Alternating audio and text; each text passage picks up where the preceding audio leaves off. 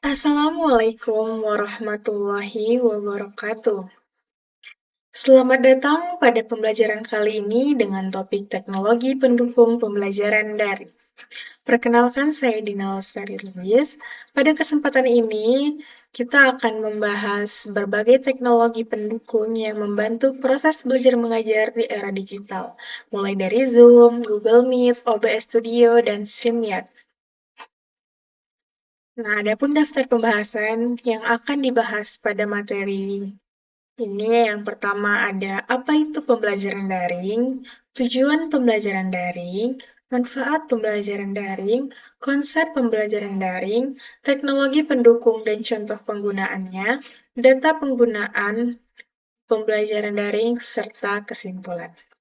Langsung saja kita masuk pada pembahasan yang pertama, yaitu apa itu pembelajaran daring.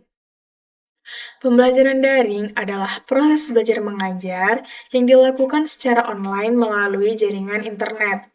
Guru dan siswa tidak perlu berada di tempat yang sama karena interaksi bisa dilakukan kapan saja menggunakan perangkat digital seperti komputer, laptop, ataupun smartphone.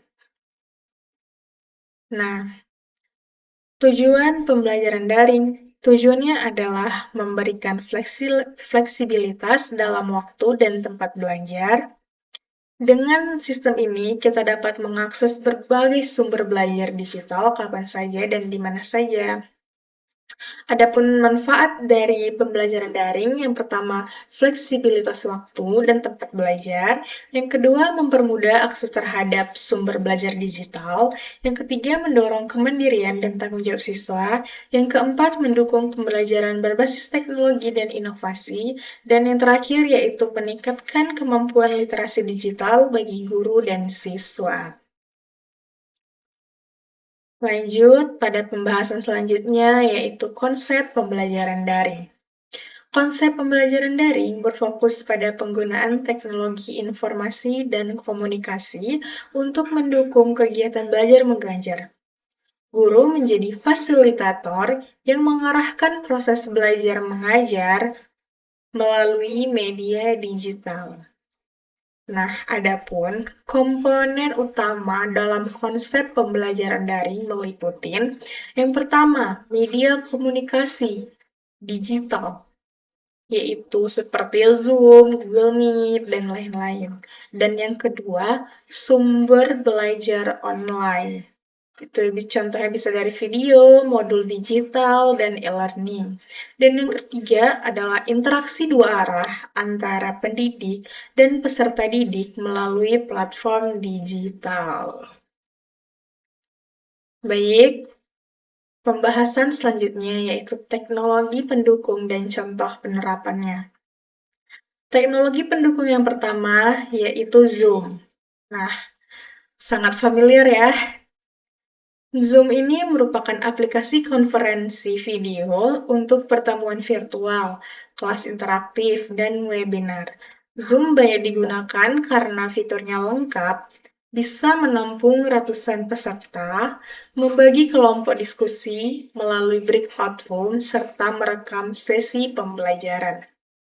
Selain itu, guru dapat berbagi layar, menulis di papan tulis digital, hingga menggunakan virtual background agar tampil lebih menarik. Dengan Zoom, pembelajaran daring terasa lebih nyata dan interaktif. Namun, Zoom juga memiliki kekurangan. Apa saja kekurangannya? Kekurangan yang pertama, itu membutuhkan koneksi internet yang baik. Yang kedua, versi gratis memiliki waktu batas pertemuan sekitar 40 menit. Dan contoh penerapannya itu seperti guru mengajar langsung melalui Zoom dengan tampilan materi di PowerPoint-nya. Lalu ada teknologi pendukung yang kedua, yaitu Google Meet. Google Meet adalah layanan conference video dari Google yang terintegrasi dengan Google Workspace, terhubung langsung dengan Gmail dan Google Calendar. Tanpa perlu install aplikasi tambahan, guru dan siswa bisa langsung bergabung dari browser. Meet juga menyediakan fitur Q&A dan polling untuk meningkatkan interaksi selama kelas berlangsung. Nah, aplikasi Meet ini sangat cocok bagi sekolah dan perguruan tinggi yang sudah memakai Google Workspace. Namun, Google Meet juga memiliki kelemahan seperti fitur interaktifnya terbatas dibandingkan dengan Zoom dan tidak semua versi mendukung perekaman otomatis. Contoh penerapannya yaitu dosen membuat jadwal kuliah daring lewat kalender dan classroom. Berikutnya kita punya OBS Studio, singkatan dari Open Broadcaster Software. OBS memungkinkan kita merekam layar dan kamera secara bersamaan, serta membuat tampilan pembelajaran yang lebih profesional. Guru bisa menampilkan PowerPoint di satu sisi dan wajahnya di sisi lain, bahkan menambahkan logo dan teks di layar. Selain merekam, OBS juga bisa digunakan untuk live streaming YouTube, Facebook, ataupun Zoom. Yang lebih menarik lagi, software ini gratis dan open source. Namun, dia juga memiliki kekurangan. Kekurangan itu membutuhkan komputer dengan spesifikasi cukup tinggi dan pengaturan awal cukup kompleks bagi pemula. Contoh penerapannya, pembuatan video pembelajaran menggunakan OBS Studio, yaitu merekam penjelasan PowerPoint dan wajah pengajar. For your information, saya merekam pembuatan materi ini menggunakan OBS Studio. Nah, lalu yang terakhir ada StreamYard, platform berbasis web untuk menyiarkan secara langsung ke banyak platform sekaligus, misalnya YouTube, Facebook, dan lain-lain. StreamYard mudah digunakan, tidak perlu instalasi, dan memungkinkan kita untuk mengundang narasumber cukup dengan satu tautan saja. Fitur seperti banner, nama pembicara, dan logo juga bisa ditampilkan secara instan. StreamYard ini sangat cocok untuk webinar, talk show, atau diskusi pendidikan secara live.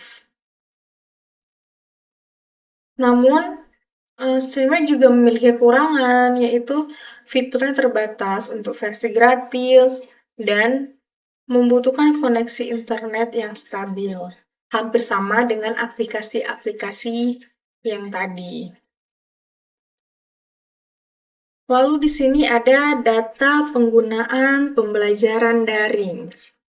Estimasi penggunaan global teknologi pendukung pembelajaran daring tahun 2025. Seperti yang kita lihat, teknologi Zoom memiliki penggunaan sekitar 40% dan Google Meet di 35%, OBS Studio di 15%, dan StreamYard di 10%. Sumber perkiraan utamanya itu di Zoom, yaitu Business of Apps, Dimensik sekitar 300 juta penggunaan aktif harian. Google Meet, sumber perkiraan utamanya itu Search Logistik, Statistika, sekitar 300 juta pengguna bulanan. OBS Studio, sumber perkiraan utamanya adalah GitHub dan komunitas open source atau streaming dan recording tools populer. Adapun StreamYard, sumber perkiraan utamanya yaitu StreamYard official site 12 juta creators global. Nah, selama pandemi, Zoom dan Google Meet menjadi aplikasi paling populer di kalangan guru dan siswa. Menariknya, banyak pendidik kini mulai menggunakan OBS Studio dan StreamYard untuk membuat video pembelajaran yang kreatif. Bahkan setelah pandemi, sekolah masih menerapkan sistem hybrid yang menggabungkan tatap muka dan daring. Nah, Kesimpulannya, pembelajaran daring merupakan inovasi dalam dunia pendidikan yang mengandalkan teknologi digital. Teknologi platform seperti Zoom, Google Meet, OBS Studio, dan StreamYard bukan hanya alat bantu, tetapi juga jembatan yang menghubungkan antara pendidik dan peserta didik di era digital ini. Proses mengajar menjadi lebih fleksibel, kreatif, dan interaktif. Perlu diingat, teknologi bukan menggantikan guru, melainkan memperluas jangkauan pembelajaran. Terus berinovasi dan kembangkan keterampilan digital untuk pembelajaran yang menarik. Nah, jadi teman-teman, sudah tahu nih apa saja teknologi pendukung pembelajaran daring, kegunaannya, serta penerapannya pada pembelajaran. Sekian dari saya, terima kasih sudah menyimak video ini. Saya Dina Lestari Lubis, semoga materi yang saya sampaikan dapat bermanfaat dan menginspirasi Anda untuk terus berinovasi dalam pembelajaran digital. Sampai jumpa di sesi berikutnya.